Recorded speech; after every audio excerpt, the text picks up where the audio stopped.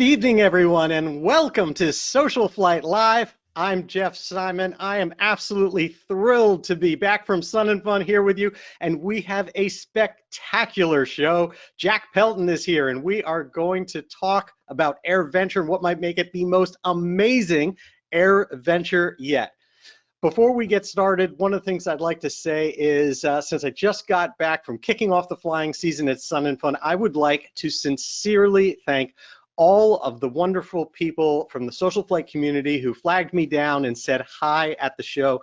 I am truly grateful for the opportunity to see you all in person, get to know you, and I thought it might be fun to share just a few photographs of all sorts of people that I was able to spend some time with over this past week at the show. And it all starts off here with my good friends Paul and Teresa Morell from SocialFlight that helped me behind the scenes with so many things going on here. And we had a lot of fun at the show. Also, Chuck Aaron, if you have seen him, the aerobatic helicopter pilot who has been on the show very recently. He was there. We got to tool around this little monstrosity that he was driving at the show. In addition to that, Christine Kelly, Grinder, the F-35 pilot, first female F-35 pilot who also trains all of the F-35 pilots right now, was there at the show. And we went around to many of the SocialFlight sponsors, spent some time there, and she was able to get me introduced to the team at the Ghost Squadron that flew at the show, including getting into this MiG-29 and get a real up-close tour of that, which was an awful lot of fun. Coming up, we will have Patty Wagstaff on the show. Got to spend some time with her. And in addition, Jason Morrison, who's been on and will be on again. You all recognize this gentleman here. John King and John and Martha King will be celebrating their 50th anniversary of King Schools and will be here on the show next week. How wonderful is that? I also ran into Lynette Halter, who's a Navy veteran, building an aircraft as well herself, and will be on the show with us and talk about honors. This gentleman is Colonel Hardy. He is 98 years old and flew with the Tuskegee Airmen. He'll be coming on SocialFlight Live as well, and it was truly an honor to get to spend time with Colonel Hardy. And in addition to that, just with all of you at the show at Sun and Fun, coming around, saying hi, it really was a celebration of a new flying season and just getting to see everything that's going on there. So thank you, because really all of you are what make general aviation happen for all of us, and you certainly help make SocialFlight what it is today. Tonight's program is brought to us by Bose Aviation, and I want to make sure that everyone is aware they are doing a very special promo right now, and that promo is that if you purchase an A30 or a ProFlight Series 2 aviation headset by May 4th, May the 4th, as many people know, if you do it by May 4th, you get this amazing Bose SoundLink micro Bluetooth speaker. It's a $119 value you get along with that amazing headset. So if you're even considering buying a Bose headset, be sure to check that out. And then, of course, the last thing is be sure to check out SocialFlight.com, because we have just put in more and more events. We have tens of thousands of aviation events, destinations in our new destinations feature, more courses in our FAA partnership for wings credit or IA credit and AMTs for all your mechanics out there to get your continuing education, and our prize giveaways. It's all going on for free at SocialFlight.com just to support general aviation. So, on to tonight's guest. In addition to being one of my personal idols and someone that I am blessed to call a good friend, Jack Pelton is CEO and chairman of the board at EAA, the Experimental Aviation Association. His leadership has transformed EAA's impact on all of aviation, from experimentals that represent the fastest growing segment in aviation to Young Eagles, the largest aviation youth outreach program in the world, Jack is a lifelong, passionate aviation enthusiast who built his first airplane with his father as members of EAA Chapter 1 in Riverside, California.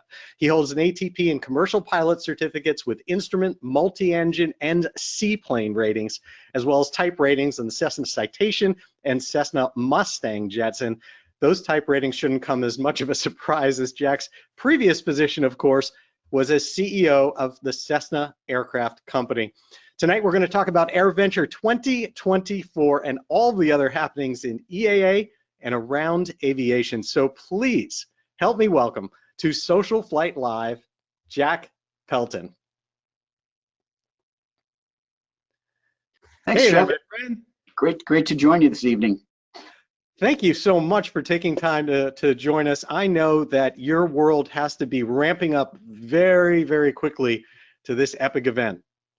You know, Jeff, we always look at Sun and Fun as the start, and it gets our juices flowing as to going down to Florida, which I was down at Sun and Fun for a few days and with the EA team to kind of kick off the season and see how the year is going to go and visit with the exhibitors and look at the various airplanes and members and air show performers, and it's got me pumped up for July because it was a great Sun and Fun, and I know that momentum is usually a good indicator that it's going to carry into July.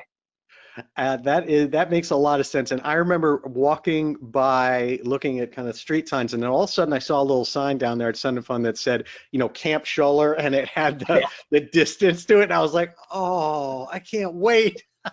Yeah, it's we can't either. We have a lot of work to do between now and then, and we'll talk tonight about it. But you know, we've got all the pieces in place that we can talk about as to what to expect and what to see. So that part of the planning is all done. Now it's about the execution.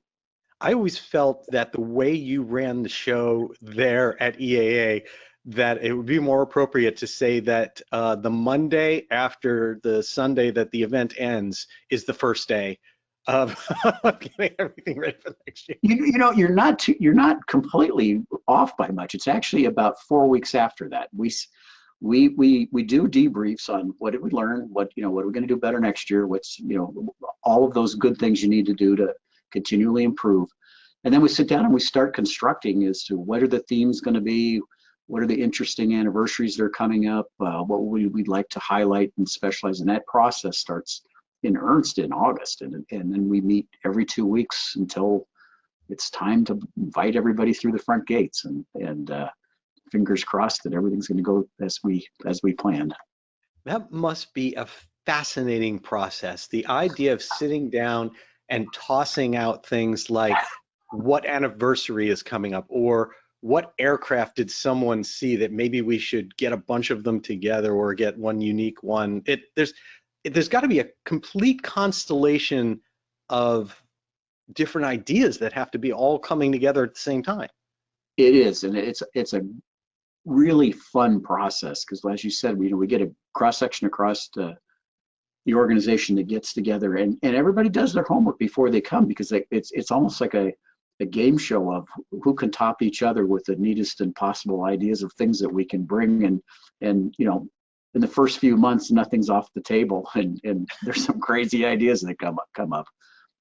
But it's also very interesting to see, you know, when you start doing your homework and start looking at what is coming up in the next year, relative, especially around anniversaries, new product innovations that we heard about at AirVenture that given year that we hope are going to be materialized and be available at the show, technology that is emerging, and how we take advantage of getting those innovations at the show. And then, you know, the show has turned into such a cross section of all things aerospace. I mean, we have everything, as you mentioned, you know, from home builds to vintage to the aerobatic piece of it to the warbirds, innovation, and we try to highlight, you know, what's happening in the innovation world, and that now seems to be, you know, occupied with the UAS type of vehicles, and then space, because many of us, you know, I grew up in the Apollo era. Actually, the city I grew up in is where the Apollo capsule was built, and I can remember vividly in elementary school taking tours frequently to the facility, the North American facility there, and inspiring. So we're going to put a man on the moon back then, and so we want to make sure that as that continues to progress, and look where it's gone today with commercial space, that we highlight and get kids excited about where all these different avenues that they can pursue. Wow. My brain tends to think kind of linearly or hierarchically. Do you approach AirVenture sort of in that way where you look at, let's talk military, let's talk commercial aviation, let's talk experimental segment, let's talk space? Like, do you look at all those categories and figure out what you can do in all those, and then also boil up to what's the theme of this year? Is that how, or is there a different way? No, matter of fact, Jeff, I'm worried that there's spies and you're one of them in the room, because you kind of nailed it with, I can actually show you worksheets of we go into Paul Poveresny's old office out in his original first home on campus, and we spend days literally in there with tear off sheets of paper that we can, and we start in that same hierarchical kind of, okay, let's talk space, and we're just starting to fill out every possible ideas, and we get a room full of this stuff on all the walls and everywhere around, and go through all of the areas discussing that. And then it's slowly over time, the first cut then is any of this realistic? Can this actually happen? You get somebody that says, hey, let's see if we can get Air Force One to drop by and land and turn around and take off. And you're like, that's we don't need that disruption, but especially TFR. And then so the first cut is, okay, did a little bit of checking. The F-117 is still not flying, and as much as we'd like to have it there on the ramp, that isn't going to happen. And this thing starts getting filtered down, and everybody's off then for the remaining many months, trying to put the meat on the bones of what's real and what's not real, and what can happen and what can't happen. But there's a lot of energy. The team is so passionate about feeling good about the kind of the playbook that we've put in place, which is, and you kind of hit on this, as to making sure we have something for everybody. So any interest that comes through the gate, is there something there that we can either spark their imagination, get their creative juices flowing, educate them, provide hands-on activities that can inspire them and convince them that they can do this. You can only imagine the activities around the forums, the workshops, and the speakers. How do we get the lineups for Theater in the Woods to have interesting people that you would possibly never in your life have the opportunity to sit in the audience and hear their stories being told. It's hard to imagine they actually pay you to do this, because this is like the most fun that could ever happen in the entire world, to be a part of that and see some of this stuff come together and think about, oh my gosh, I can't believe this year we're going to have this speaker that's going to be there that night, or this particular airplane that's going to show up. So back to the team has gotten really focused on this issue of making sure we have something for everybody.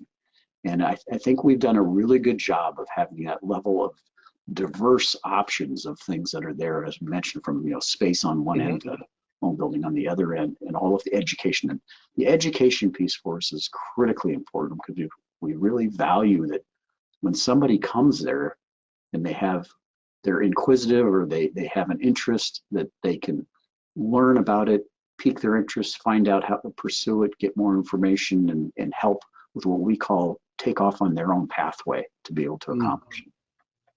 What a wonderful process. I mean, I would love to be in that.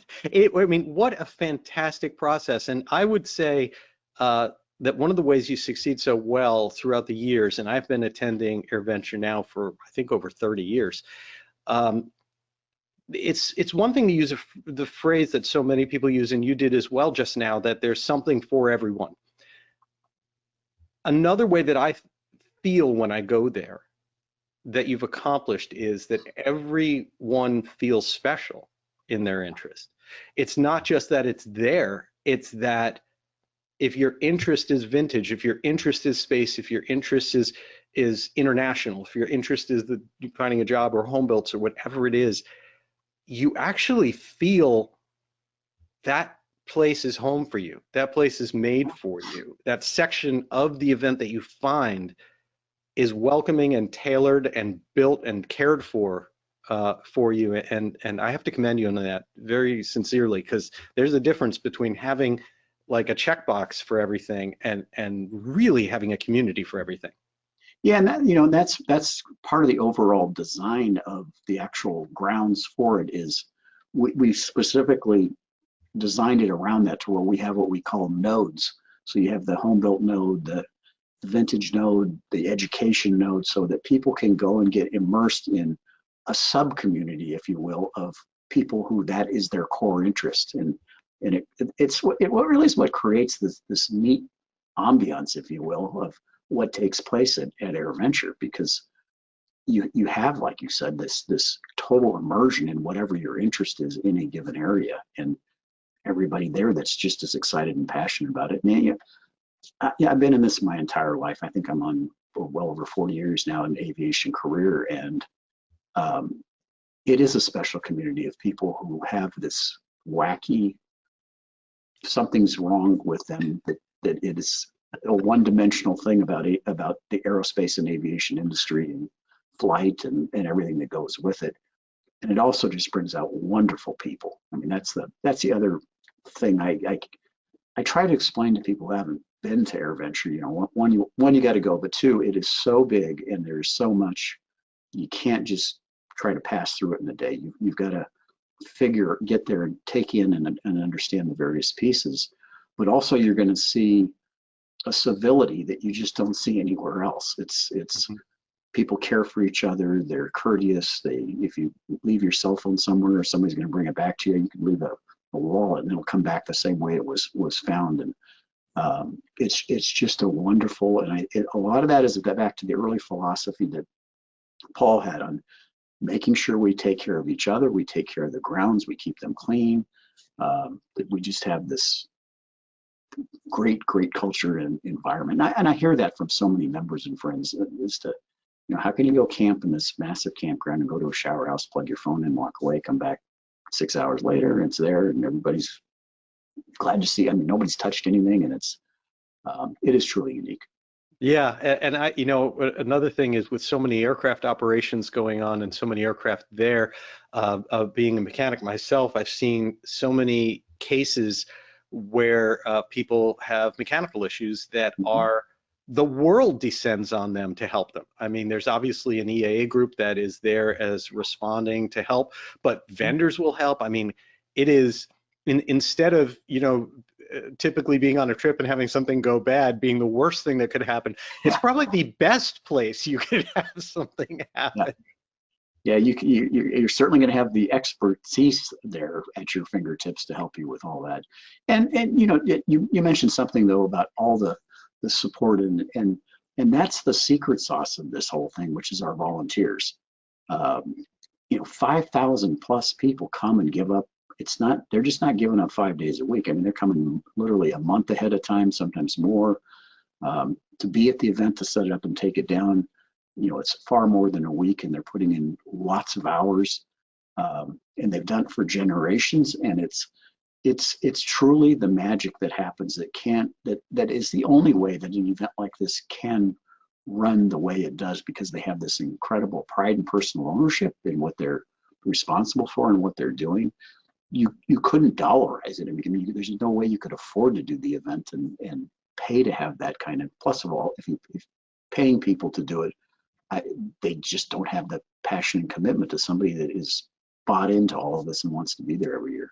Yeah. And so we're very, very, very blessed to have this type of support and people that come out to make it what it is. Yeah, the volunteers are absolutely fantastic. Let me ask you, with so many independent interests that are there, or interdependent interests that are there, with, again, we mentioned a long list of them, from, you know, vintage and all these other things, and experimental.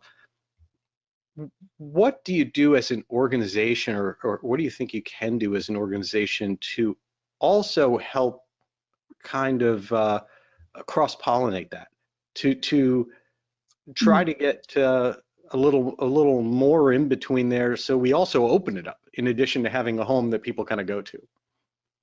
That's a really tough question as far as when, as you say, is the cross-pollination and opening it up is part of the effort we try to have as far as, again, kind of addressing this pathway issues and what your interests are and helping people understand how they can navigate to wherever that may be, and how do you then bring the where the similarities come together, and then how do you leverage that so that people can understand that. I think I'm addressing and getting to the essence of what your question is. I'm not sure. You might want to. Well, as an example, I certainly wasn't trying to ask a tough one. As an example, I come and I've got both Jake and Ben that split into separate ways when we get there. Ben's an old soul, and he heads straight for the tailwheel vintage area and spends all his time with the octogenarians and learning everything he possibly can about those aircraft. And Jake is all the way off to the experimentals. And what I have found, what I found was so striking by going back and forth between those two areas that are very unique interests was this amazing number of ideas that we got for our own build, for our own Mustang build here from the vintage area, from looking over there and meeting people in that community and seeing some of the amazing innovations that maybe aren't done these days on modern aircraft because of cost, but the artistry and the way so many things. I came out of there with more ideas than I did out of the experimental area. Yeah, it's you and I were talking the other day about, you had asked about when I'm there, what are some of the things that interest me? And I mentioned the vintage, and it's I think the comment I made to you was I really enjoy looking back at the historical, way ahead of their time, types of innovations and designs and details to certain things that aren't into some of today's new airplanes. I mean, you look at a Cessna 195 and you open the door and the foot peg falls out from being completely concealed aerodynamically onto the ground. Those little details that if you're thinking about building something, you go, how do I incorporate some of the things back then that are so unique and can be done? And then there's the fit and finish issues on the interiors of the planes back there, where they were competing with the higher end coach building cars as far as the types of interiors and the comfort level of the plushness and of the seats. Versus you can then go over and look at the home build area, and they're putting incredible innovations into the technologies from a safety standpoint, combining those two together. So I think probably the short answer to all this is, it's back to what I commented, is when you come to AirVenture, you've got to make sure you allow yourself enough time to go through the nodes, the various nodes, and then you can stitch together and solve the problem as to what you saw, what you found, and what you learned along the way.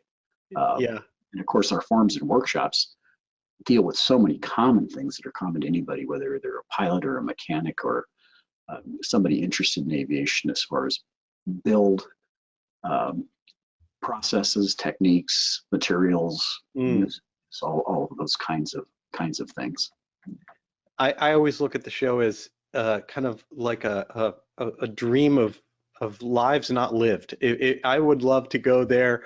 And I say, oh my God, what it would be like to go here and only do the forums and just focus on all this someday. Or what would it be like to only focus on the ultralight and the light sport area, or like these things that you don't get as much time, at least myself, to go into.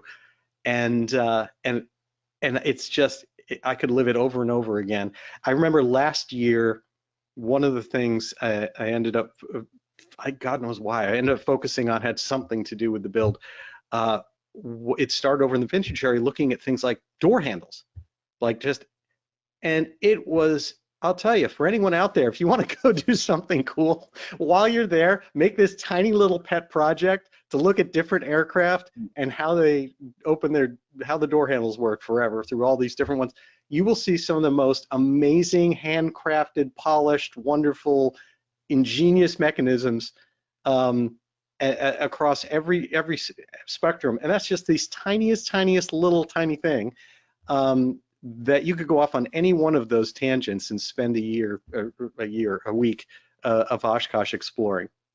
I get nerded out going over and looking at the cockpits on the home built guys, because they've had a clean canvas to start with, and to look and understand from an ergonomic standpoint, how did they decide to lay out that cockpit and get the features they want in the places. And there's some things you look at and you go, God, that's brilliant. Why doesn't anybody do that in a production airplane? And how did they incorporate some of the types of technologies that we can now purchase into there? And I get pretty nerded out on that. But one of the things you brought up that was my biggest problem, and that is, wouldn't it be nice to go to AirVenture and be able to do that? I haven't ever, I've been going to AirVenture since I was a kid with my dad from California. And I flunked retirement, so out of Cessna, because I told my wife that was my goal, is I'm just going to hang out 1 week a year in Oshkosh and take all of this in. And I don't think I'm ever going to retire again. It's like I'm committed to this, so I don't think I'll ever. I asked the staff and the exhibitors, could you all come gratis for 1 extra day, just so I could hang out and enjoy the whole thing and not have to be working at the show? Everybody gave me the thumbs down and said, nope, you're just going to have to do better with your time and run around faster and video it and do all those other things. I said, okay, I'll buy into that. I don't blame you. Well, let's get to talking about this one and what makes this one so special. So let's talk about some of those segments. What are some of the big things on your kind of like list that are making this one really special for you? Well, when we start with let's go back to the process. You're a good straight man for all of that. As far what are some of the major themes that we have planned for this year? One of the ones that has come up in the last month is the Composite Canards 50th anniversary, and what's important about that one, and why I'm really excited about it, is because Bert Rutan has reached out, who was on your show not too long ago, and has said, I'm coming. He goes, I don't know how many AirVentures I got left in me, but it's the anniversary, it's the 50th. We're going to put a lot of canards up in the air. We're going to get a lot of them to show up. But I want to come, and I want to do, at a minimum, 4 forums. I want to be there. I want to tell the history and the stories and the evolution of the designs and where they've went and where he's already outlined the actual titles of the different talks that he's going to do. And, this is going to be another, special, what I always refer to as only in Oshkosh moments, where we're going to get to see Bert again, unplugged and ready to tell the history and the story. So that's going to be very, very exciting. That's going to be amazing. I mean, again, as you mentioned, he was here on SocialFlight Live. This is a treasure of a human being for our community, and the idea that he's going to be there in person, give a bunch of talks that I am sure the entire forum will look like there's a concert happening. It will. It will. We originally started the theme planning around the return of the Snowbirds, because they had kept saying they were going to come back, and we ran into the pandemic. They ran into a season where the airplanes suffer from spare part shortages, because they're much older airplanes.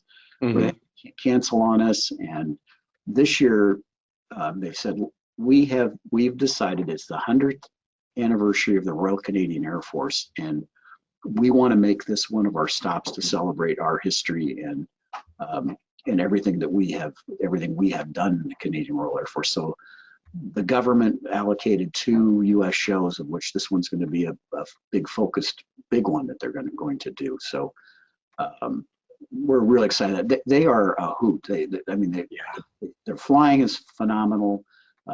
It's really a great spectacle from the ground. As a demonstration team, and who they are and the way they are brought together so differently than our U.S.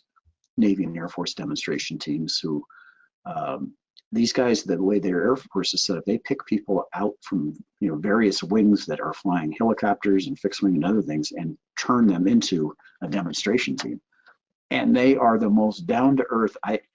I'm sure some people remember they parked one of their airplanes in the vintage area because they qualified it as a vintage airplane, and they pitched a tent under it and slept in it during the event. and that's just the way they are. So it's always fun and entertaining. And I'll never forget the last time they were here. They were flying their Thursday warm up, and it looks like a full show, a regular show. And they came down, and you could tell they're agitated. You're not quite sure what's going on, and they were hard on themselves with their post-flight critiques and all that. And I thought, man, it looked like it was amazing to me. And they just dialed it up a notch on Friday and Saturday. And I thought, you cannot get to a higher level of perfection of what these guys were doing. And it was just jaw-dropping, beautiful. And so that's going to be great. EAA has played a big, important role in the advocacy of aviation and the changes in the regulatory environment and everything that we have done over all the years. It's got a big milestone for this year, and it's the 50th anniversary of when the sport pilot and LSA rule came into place. And so we're gonna celebrate that and then evolve that discussion into what's next with Mosaic coming very, very soon. The rule is out and the comments are coming in. So we'll do some celebrating and talking about that, and talking about, how it changed the game and created a driver's license medical as an example to get into it. And then where is it going with the evolution of the airplane capabilities with Mosaic coming on board. So that's going to be, I think, a really necessary bow to take, but also a look into the future, which is important. We're going to have a surprise guest in the Italian jet team that's out touring throughout the United States. Will be in Milwaukee earlier before AirVenture starts. I'm never sure if I get my Italian completely right on this. I can do rigatoni, lasagna, and some other words, but when it comes to the Fraise Tricolori, and it's a jet demonstration team that's got a lot. Let's see, I think they're up to 3, 4, 5, 6, 7 airplanes in once in formation. So it'll be exciting, and they're going to do some flybys, and they're not going to do a full routine, but they're going to come visit as part of their U.S. Touring. We have space, which will have Artemis here, and we've got some strong support from NASA and from the commercial space people that will be here to have crews. The first crew that is going to go back to the moon should be here to talk at Theater in the Woods. So it's again kind of looking into where things are going as far as our space activities. The military, the Air Force branch that is going to be represented here is the United States Air Force Material Command. And when I first heard that, I talking through it with the gang, and it's like, okay, help educate me on what the Material Command is. Well, they do all the procurement, and so when you think, and they do all of the test and research work, and so anything that's flying in any part of the U.S. Air Force comes from them and then gets allocated. And so they touch everything. And the Air Force last year really had a good time and felt that they had an effective presence and were help educating kids about aviation and STEM activities. They're doubling down this year, and the generals are sending everything they possibly can. That is going to be an impressive, some of the research test vehicles from Edwards. Lots of interesting stuff that they'll be providing. We hope to have on the innovation side, WISC will be there from Boeing, which is the UAS that flew last year. I've continued to say over the last couple of years that hang in there, because I believe AirVenture, just because of what it is a place where all of these various manufacturers, whether it be Joby or Blade or any of them, are going to want to show their aircraft to the public and start getting support and understanding of what these things are all about. So I think that will start moving into being a bigger part of one of these additional nodes that we need to stitch together. Absolutely. I have to say, I can imagine a point in time in the future when you talk about like all this launching of unmanned area, I guess, urban aircraft, UAMs that have the ability of moving around. I can absolutely imagine that we won't be long before there's going to be a demonstration that includes anyone who wants to line up and hopping back and forth between Pioneer Airport and some point on the main airport as it becomes legal to do so. AirVenture is the place to demo doing that. It is. I mean, they may be picking up commercial passengers at Appleton and dropping them off in Oshkosh. So I mean, Exactly. who knows where this will go? But we all have a lot to learn about it. And I think that the fun part is they're going to be there. Joby, for example, was here last year, and they had a wonderful exhibit display of which they would let you fly their simulator. And so there's just a lot of, again, this interactive knowledge sharing that I think people walk away with that's very important for being there.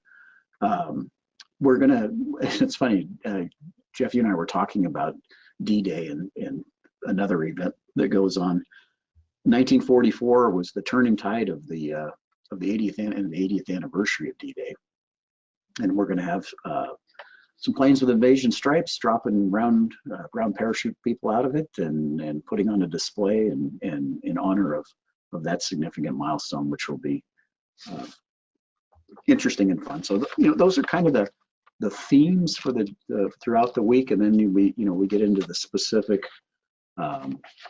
We have then our air show highlights, our theater in the woods lineup that we've pretty well locked in. What's going to be on Boeing Plaza as far as key planes that will be. Boeing Plaza kind of highlights the various airplanes that are here during the year, which we have lists of lots of interesting, exciting ones that will be here. We'll have both the B-20 flying B-29s will be here, which is certainly a big deal. I know when you see them, it's always a very, very interesting time. We've got a MQ-9 drone that we're trying to get approval to get it to fly in during the show. And it would be one of the few times that has ever happened. I've flown out of airports with drones taxiing behind me and taking off behind me. I would hope they can make that happen. Wow. You hope they see your taillights. You would think so. I've been literally at an airport where they've been, hold for the, forget what it was, and it was as big as I was. Wow. Our big iron is we'll have C-17, we'll have B-52, which is always quite a sight to see, and C-130. The Royal Canadian Air Force is bringing out a lot of collectors who have specific airplanes that were important to the Canadian Air Force, like the Spitfire and the Hurricane, and they're going to bring actually one of their test CF-18s, also in a T-33, so that was built up in Canada by the Admirals. So is EA's B-25 flying yet? Yeah, the B-25 is, the B-17 is not. Oh, yes, the B-17. I'm sorry. Yeah, the B-17 will be in the museum on display for people to go into, but it's not flying. It's got a ways to go. But it is all together. The NASA and the Air Force Material Command research stuff, T-38, F-15, the NASA F-15 that's out there. Scaled composites, the Model 401 is going to be out there, which is a test vehicle that they have been having for quite some time. We're being told either the X-36 or the X-40, not sure which one will actually be here. Wow. The test F-15, which I've talked to some of the pilots that have been involved in that test program, and I think that's I don't want to make car analogies. I'm not a car guy, but the Dodge Hellcat, where they stuff the biggest possible engine you could put in a vehicle, is kind of what this F-15 second generation or next generation is. It's an F-15 that I understand has more thrust than the Saturn rocket, but that might be exaggerating. But it's in those lines. So each day we'll have certain highlights during the air show. Then we'll have the special, theme airplanes on the plaza. We got a lot of anniversaries, and this is kind of one of the fun things that pops up in our process of how do you make the sausage for the show. Aranca's 80th anniversary, Hilo Courier's 70th, the Breezy, which was a popular. Actually, for years, flew around at AirVenture giving rides. It's their 60th anniversary. Zenith Home Built, crowd, that's their 40th. The SX 300, which is one of the fastest snowmobiles built ever out there, it's their 40th. Kit Wow. Fox, it's their 40th. The Titan Tornado, 30th. And the Minimax is the 40th. So lots of anniversaries to celebrate also on the ground. That makes me want to, as soon as this show's over, I'm going to go look up what was the date 40 years ago, because that's a long list of companies that hit the scene 40 years ago. I don't remember because I wasn't born yet, so I don't know if I'll find out myself. I know you didn't catch that one, did you? I did. I remember retiring. You're like, roll with it, Jeff. Roll with it. Yeah, I got a lie about my age because I'm never retiring. You know, Theater in the Woods, that's where we have some of the very special moments in the evenings. With Bert will be there. We'll have a special on the 80th anniversary of the D-Day. We're going to have Wednesday is a really fun day. It's Women Venture, and for those who have not participated in it, we have a specific area designated for speakers and lectures all week long in the Women Venture Center, and on the Wednesday is kind of the crescendo of some of the bigger keynote speakers that show up, and we continue to grow that every year, and it's a remarkable lineup of people that we get. They'll be in also in the Theater in the Woods in the evening. Snowbirds and the anniversary, we'll talk about that on Thursday night. Friday, NASA will be, and the Artemis 2 team will be taking over Theater in the Woods. And then on Saturday, it will be Air Force Material Command, which runs Edwards and all the test activities, and their test pilots will be educating us on what all goes on in those types of things in the Air Force as far as the testing and training. We've got our movies already lined up. For those of us who can't get enough Top Gun, that'll certainly be played again. There's a new Blue Angels documentary that's coming out, I think, in the first week of May. The special release, so we're going to have that and a lot of other good things for the families. And one of the things I want to make sure I do mention is we've committed to, and I think it's really, really important as to how we're going to get young people involved in aviation. We committed 2 years ago to letting young 18 and under in free. And Boeing has helped underwrite that. And we have said, even if we didn't have the underwriting, we are going to continue to make that a mandate at AirVenture and for EA, because we noticed in the last 2 years, the numbers of families clearly were greater than they have been in the past. And you know, I have grown children, I have grandkids. I know what it's like for my family is to go to places and do things. And it's, you know, when you're young family, new in your career, these are financial hurdles you can't ignore to be able to get here, and to be able then to come as an entire family unit and make sure those kids can get in free. And then what we have lined up for them, starting with Kid Venture for the really younger kids, where it's a lot of great hands-on. My oldest grandson now talks about his first AirVenture of going to Kid Venture, and he still holds up his, I think it's 2 credits of A&P school that you can get, because he finished all of the projects going from booth to booth and got his toolkit, and he's very proud of it. It was a great moment for he and his father, and I tried not to be the helicopter grandfather. I think that's a term they use nowadays. My kids use a different term. It's Dad, we're not your employees. But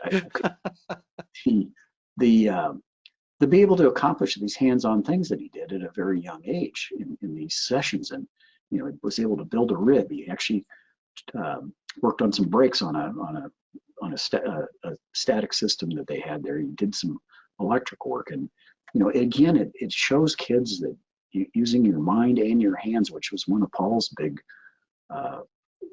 important things to him as to how you learn, can show kids they can do these things, and that these are skills that you can develop.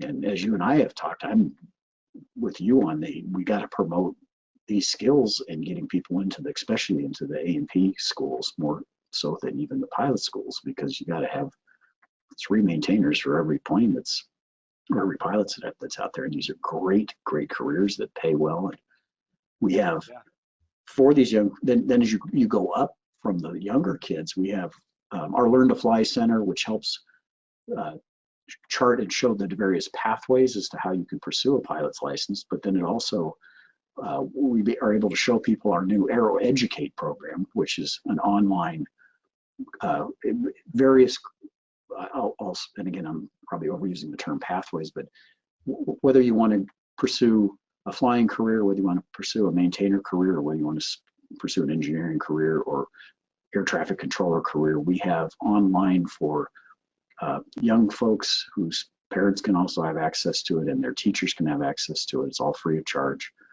And we show them what's out there and how to gain access and how to take advantage of that. And this is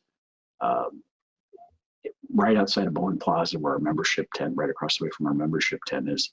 And then the kids can go over it, depending again on the age group. You know, your kids now are in college, so they have, the universities are there. You've got people that can help explain the path. And it's very rewarding when you hear that we are making a difference. And I'll run into people who, I just got a note the other day from a friend of mine who brought his nephew who wanted to learn to fly, was undecided. He lives in Iowa, wasn't sure what to do or where to go. And he got all of the answers at AirVenture that week and has picked a path. And he's now he sent me the picture of him with his private pilot's license, and he's enrolled in Nebraska at a school that's got the program, and it worked out best for the family and the affordability.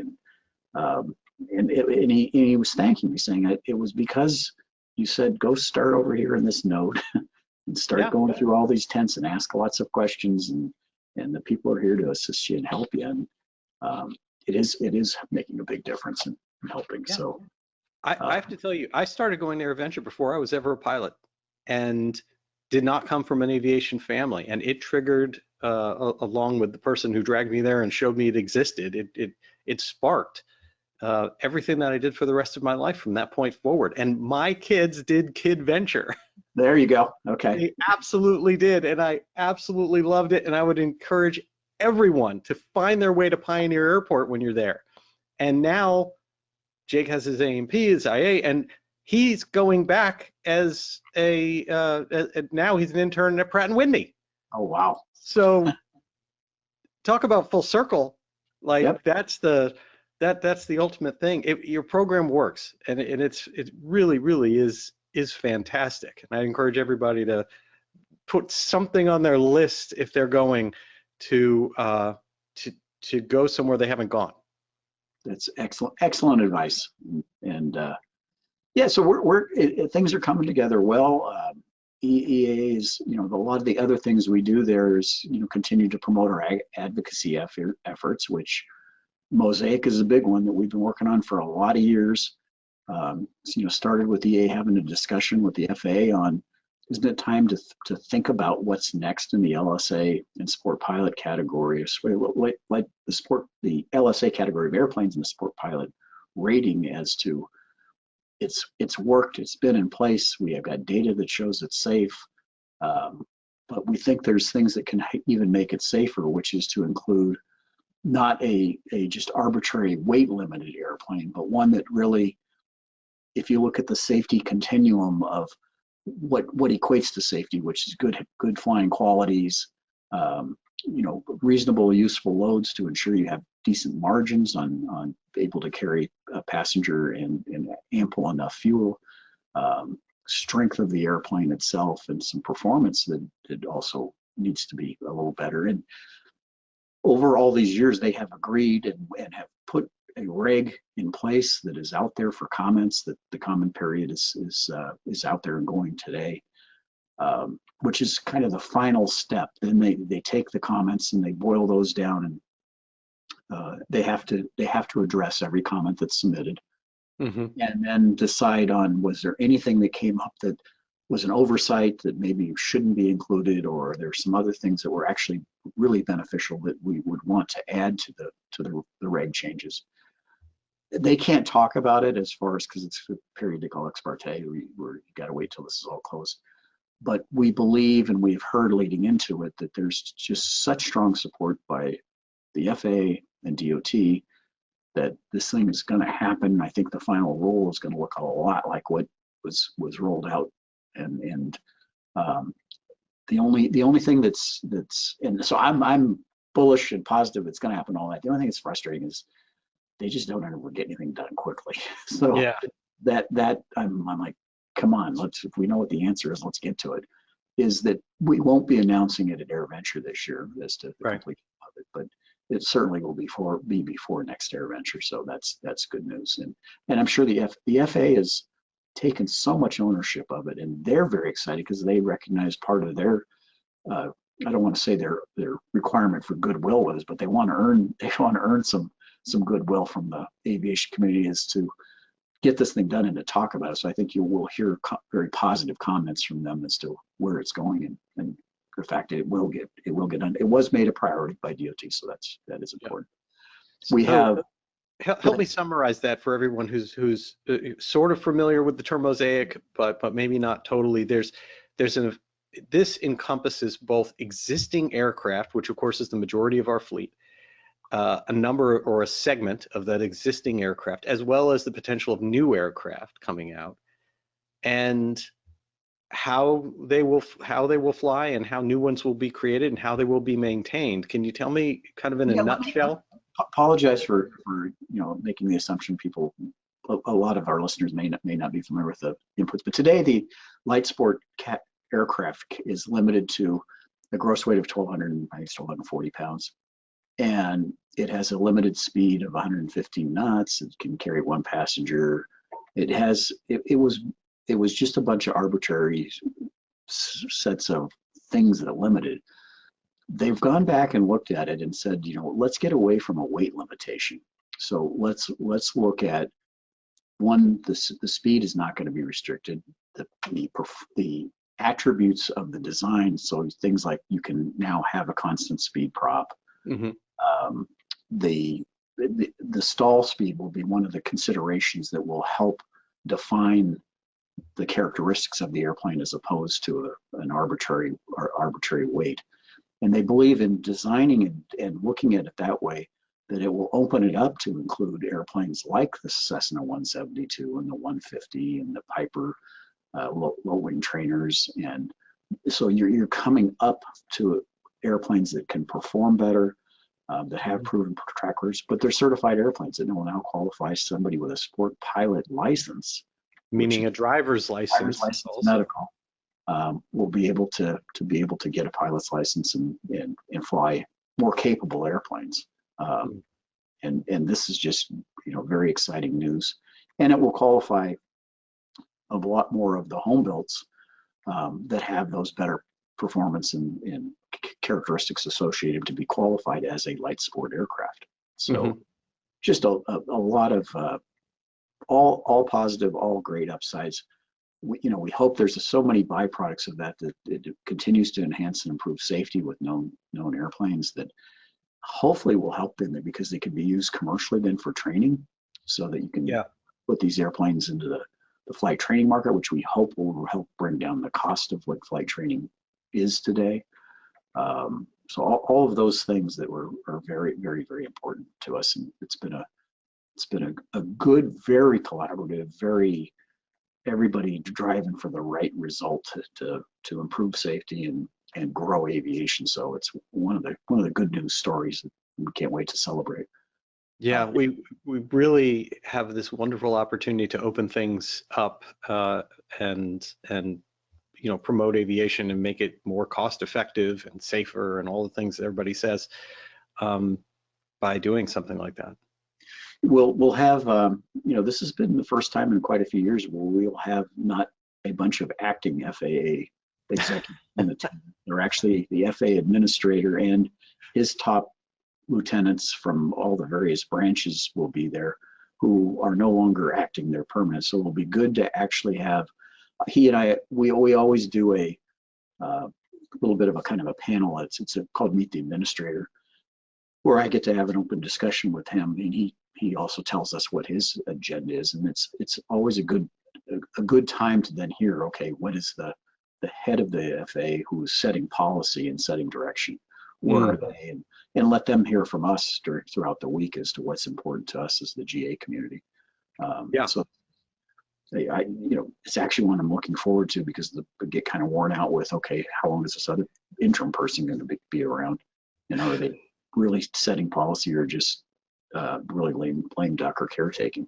So that will help. We've got other advocacy issues that are front burner stuff that you've probably all heard about, which is the need by 2030 to remove lead from aviation fuel, and the ongoing where's the progress to make that happen. And all of those people who are working on it will be there with, currently the company in Oklahoma called GAMI, who has a fuel that they have certified by way of STC and has removed all the lead from it and has passed all the hurdles, and is now working on commercializing it, getting it out there. We'll talk about where, they'll be there to answer questions, and then there's a second fuel that's in work trying to get the STCs, which is the Swift 100 low lead, 100 unleaded fuel also. And then there's another petroleum company that's working on a fuel, but you'll hear from the FAA and all of the other folks associated with those programs as to how is this coming and when are we going to see it, and answer all those kinds of questions, because each one has a different nuance to it as to what does it take to get it into your airplane when it becomes available at your airport. Right. Is there any one thing that pops into your mind that when you get that rare 15 minutes of scheduled freedom at the show that you want to get out there and see? I always go to I go to the areas that have the airplanes that I get the honor of caretaking. So I make sure I visit the 195 guys, and I get by where the Cubs are and the Stearmans and those. But I love to go to the vintage area and look at those timepieces, and I just have a thing about the restorations that people have done, and the admiration for just how beautiful they are, and how they have quite often they've added, either better materials and componentry to an airplane, but keeping it in the vintage motif, if you will, and that's just beautiful. The Warbirds, that's the number one area that people in our surveying like to go see, and there's going to be probably, more than likely, and I'm sure it'll be done soon, a brand new mosquito restoration that was completed in New Zealand that's going to show. And so there's always somebody has done something from a restoration standpoint that's new, that arrives, that flies and is on display. And so that area is one I've always got to go touch and feel and see, okay, what's the latest, what's the newest. And yeah, every year is something incredibly exciting. I remember the year they brought the twin Mustang, and it's like, oh my goodness, I mean, that's so rare. I've only seen pictures until this one restoration shows up and is there and actually flies in our air show. The home build area, innovation is, I just love innovation. I think it's important for a lot of reasons, that every company needs to be innovators. And so I'd love to go down there and see what people are working on and developing. And I'm really wishing and hoping, and we'll have the new Delta Hawk engine that will be on display, that's now been certified. And I'd love to watch who's doing what in the propulsion space, in the avionics space. Now, don't take this comment the wrong way. This is just Jack being Jack. The avionics guys scare me, because I think they're going to try to put me out of work. I think I won't. They are getting so incredibly creative with what the capabilities of the avionics is from, and it's all good because it's from a safety standpoint. But they're not going to need me to fly them anymore. That scares me to death. So I do go over and kick the tires in those folks. And then, the exhibit halls are all full of aircraft products and companies that are there to serve all of our members and guests that show up to the event for all of those. And I'm always finding something that's like kind of one of those aha moments of, wow, somebody's done something that's really innovative and neat, and I've got to have it. I think, well, I can bore you guys with a lot of stories, but I remember one year I'm talking to this young kid, and he's a vet who decided he's an A&P that was working for the military as a mechanic, and he came up with this product that you could put on the wing of your airplane, and it doesn't slip. It's a very interesting compound of rubber. The grip mat. With compartment things so you can put your tools in there. And it's like, why didn't I think of that? And I honestly, it was the opening day of the show, and I'm like, I gotta have two of these. And actually, I'm going to buy two for my buddies that help take care of my airplanes for me as a gift. And it is, fortunately, his company's gone well, and it's taken off. But those are the things that you just, the little things. It doesn't cost much of anything, but Yeah. it helps you with your ownership experience. And I'm a hands-on tinkerer mechanic guy, so it's like, gotta have some of that stuff in my shop. So, and then the speaker, there's, you can get some, amazing emotional, run the emotional gamuts when you hear stories of people who have, whether it be heroics that took place in our history that are so important, to, people like Jared Eisman is talking about why he's passionate about investing and being involved in the space program and what it can bring, and get you thinking much differently about where we're going as a universe. And it's very, very, very exciting. It's all there. It's all there. And again, I said I'm not going to ever retire, so this isn't going to happen unless we do the AirVenture for Jack Day. The workshops kill me. I want to go spend time. I mean, I've taken our sport air workshop classes. I cannot figure out how to weld. I could do oxyacetylene fine when I was younger, but I cannot get the TIG and MIG stuff down with everything. And I want to conquer that.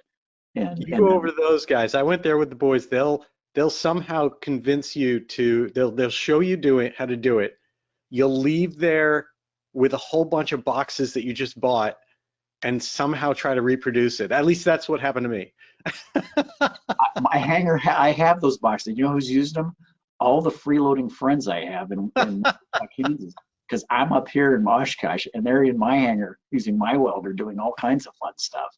And it's like, I remember one of them said, "Hey, I think we're out of the gas and we need some welding rods." I said, "Knock yourself out. I'm not buying it for you. I mean, these are your projects." So, but yeah, I was convinced that this was a path I was going to be able to get. But honestly, the hands-on and the learning of, I mean, EA has sport air workshops year-round that we go out in various geographic areas and teach various, whether it be fabric work, whether it be electric work, or whether it be sheet metal work. And I think we do a phenomenal job. I remember going to the fabric class, the 2-day weekend workshop on it. And, I left there really feeling comfortable and knowledgeable that doing fabric work is because we have these courses and they're so well organized, and that the instructors are world class, and we have that all during your venture, just in the workshop areas. So yeah, it's go use your hands, go find out. You may have a skill that you had no idea you had, and for young people, turn it into a very good career. Yeah, it is truly amazing. I'll add one other thing, which is so many people come together and have their own reunions with their friends, with neighbors, with all the other people that they've seen, with type groups, etc. There, what I find so amazing is how AirVenture ends up being a reunion of aircraft. How many times you will go, whether it's to Warbirds, and see all these like Corsairs in one location together, or as we are doing with the B-29 this year, the reunion of aircraft that just aren't together normally. And we don't obviously think of, them as aircraft having souls like that, but they get together. It's very, very interesting thing to see in one place and see those reunions happen. And I have to assume that tonight that we're teaching or preaching to the converted, but if there aren't any converted, I was talking to a friend of mine after this Apple Series Masters of the Air just completed. I was talking to a friend of mine in New Jersey who's not involved in aviation, but he's now really developing a strong interest in aviation history. And he's like, "I'd really like to go to the air show and see a Mustang." And I said, "Marco," I said, "come to Oshkosh. You won't see a Mustang. You'll see 17 of them. And then you'll see Spitfires. And then you'll see Corsairs." I said, and they're not there, onesies in a museum. They're there on the flight line, fired up and flying. And he's like, "Oh, there's no way, Jack. That doesn't happen." I said, "Trust me, I'll buy you a ticket to AirVentures, and you won't believe it." And let me cap that with an interesting story about that, because last year we went there over to the Warbird area, and there was a Mustang there where it was, the story I thought was fascinating. It was owned by a very, very generous couple that were not pilots, and they had someone who flew that aircraft around to locations into air shows. and very intentionally had the pilot's job, other than getting the aircraft to the show, was to let people sit in it, to let everyone climb up on it, teach them about it, and let them in it. And they had a long line, and everyone was welcome, and he didn't leave until everyone had gotten in there. And so all these people got to sit in a real Mustang, ask questions, find out all about it, and I was blown away at the generosity of that mission.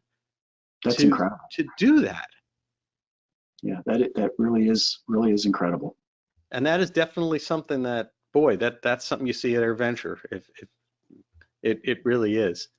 Well, Jack, we're at the top of the hour, and I would like to kind of cap this off a bit by with SocialFlight's Fast Five, if that is okay with you, for let people get to know you a little bit more in a few questions. Don't go too fast up for me. All right. Jack Pelton, this is your SocialFlight Fast Five. 5 questions to help people get to know you a little bit. And I'm going to cap it off with an easy one here, or kick it off with an easy one here. Tell me a little bit about the favorite aircraft that you've ever flown and why. Ooh.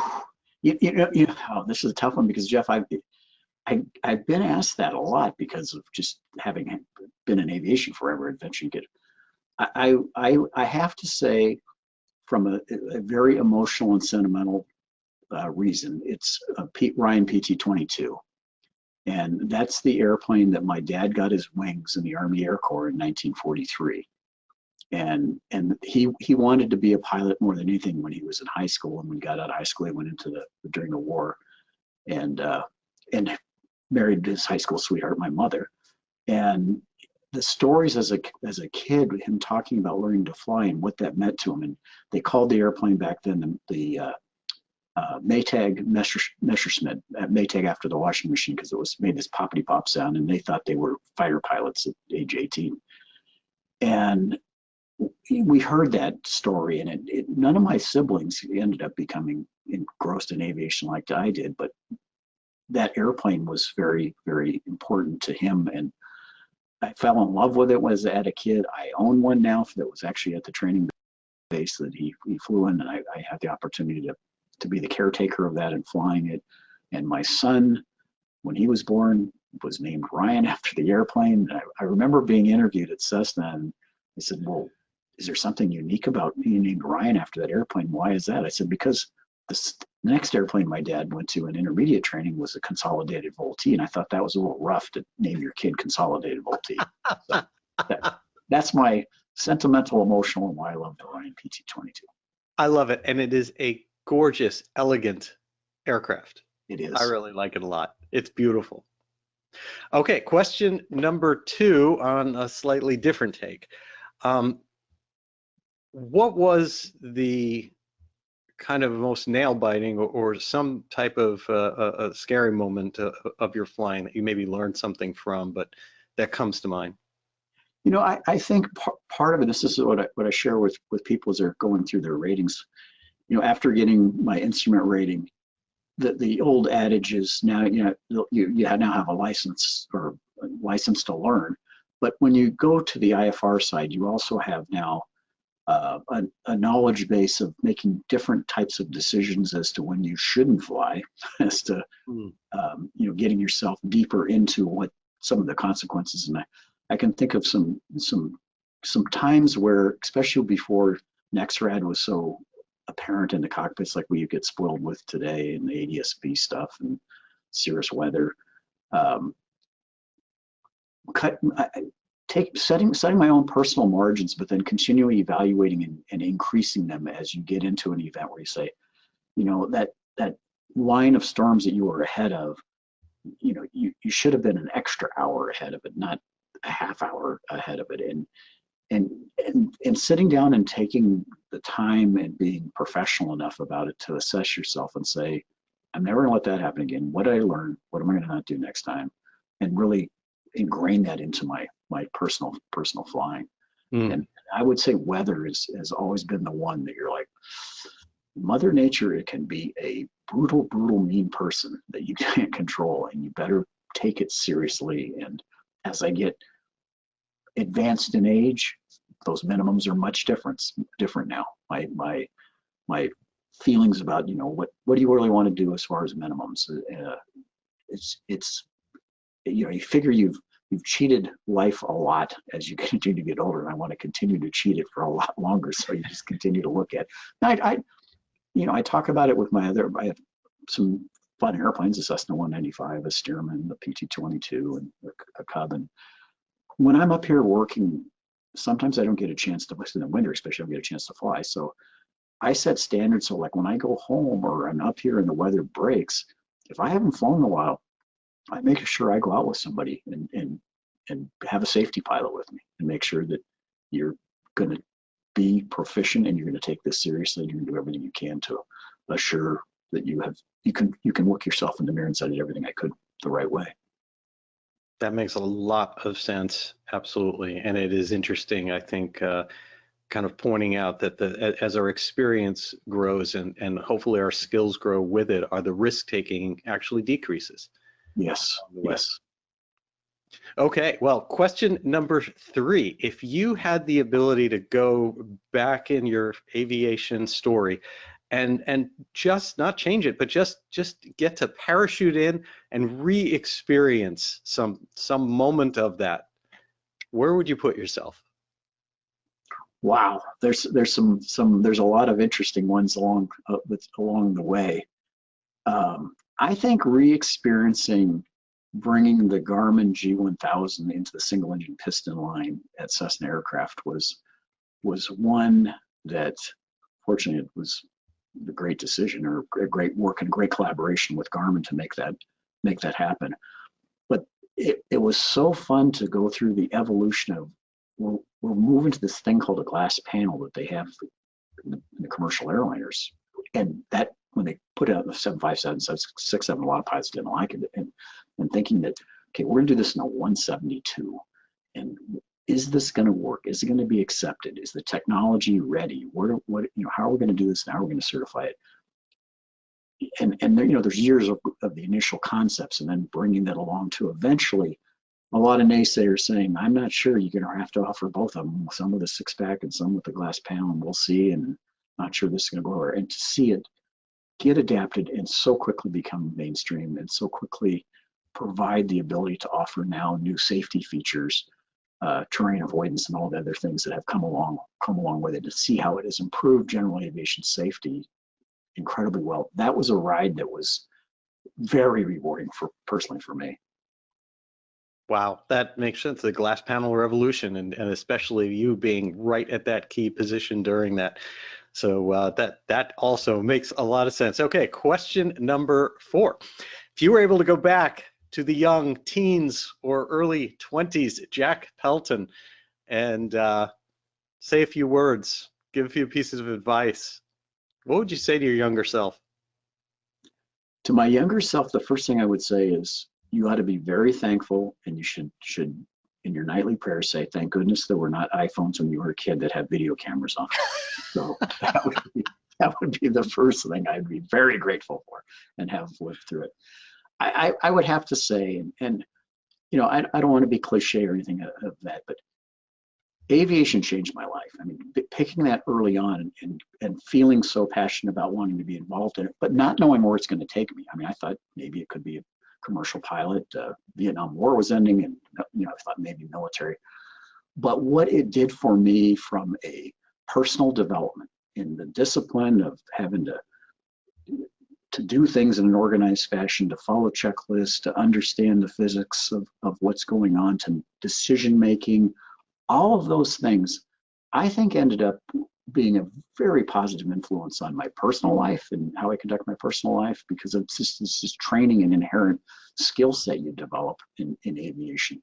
And in my professional life also, even though my professional life was in aviation, that type of skill and leadership and things that you have to do, and to be able to diagnose problems, to troubleshoot, to think through things as to the consequences of what your actions may do in life, we're honed and developed it in a 17-year-old because of aviation. And I'm very, very thankful, and I attribute a lot of that because of that. And I try to tell parents and other young kids that, these are the things that you'd be amazed at what it does in the development of a young person. Yeah. I love it when I love it that your thoughts to that younger you are that you're on the right track and aviation is it. Yeah, it worked out to be just right. That's Still truly, got lots to truly go. wonderful.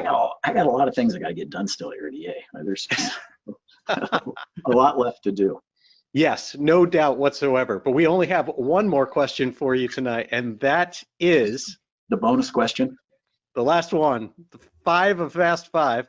If you could choose anybody, past, present, no boundaries, that you could spend some time with, sit down, have dinner, pick their brain, or get to know, who would that be? The difficulty with that is I have had the opportunity to spend time with some incredible people on a personal level, whether it be Bob Hoover or Neil Armstrong and just lots of folks like that. They do not have to be still with us. Right. I think this is more one because it was my early years of my career and also formative years in aviation history and understanding. I would love to hang out for a day with Donald Douglas and understand how on earth did you have the vision, the foresight, the understanding of where, not only supporting the military aviation side, but the commercial aviation side on where this is all going and how did you do that and how did it, and I don't want the sterile biography book version of it. I want to know, those nights when you're sitting at home at the dinner table with your wife, what are these conversations like as to this path you're picking to go on, to leave a barbershop designing airplanes in Santa Monica to becoming just this incredible aviation company back then. Wow, what I love that. That is a great answer, and it leaves me wanting to go and dig into Donald Douglas's story following the show, which I will absolutely do.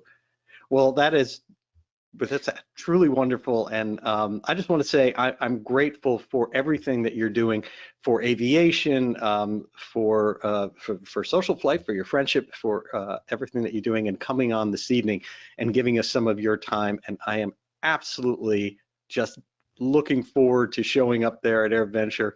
It cannot come quick enough, other than the fact that I have a long list of things I need to do first. Yeah, we do too, but I'm the same way. It's once a year, and it's as my wife and I say, that's the time we get to be with all of our friends that we only see once a year, and the relationships are so tight because you all have this common interest and bond, and it's aviation and the people associated with them. Absolutely. Well, Jack Pelton, thank you so much for taking the time to join us here on SocialFlight Live this evening, and I hope you will come back again in the future and that we'll see you there at the show. Thanks, Jeff, and I'm waiting for, I'm not sure if this is episode 3. I'm waiting for like Saturday Night Live, the 5 show patch that I'll eventually get to wear. Got a few more AirVenture. We're gonna get you a blazer. There we go. Yep. Yeah, you are absolutely in the club. Thank you. And Jeff, have a great AirVenture, and I'll see you there. You got it. Have a good evening. Good night. Good night. And thank you for taking the time to join us here and taking time out of your evening to join us here on SocialFlight Live. We'll be back next week with the 50th anniversary of King Schools, joined by John and Martha King here Tuesday at 8 p.m. Eastern Time. We're then off for 1 week and back again on Tuesday, May 7th with Sean D. Tucker, one of the most inspirational and fun, energetic for people that you could ever spend an evening with. Do not miss that show. That's Tuesday, May 7th with Sean D. Tucker here on SocialFlight Live. Until next time, blue skies.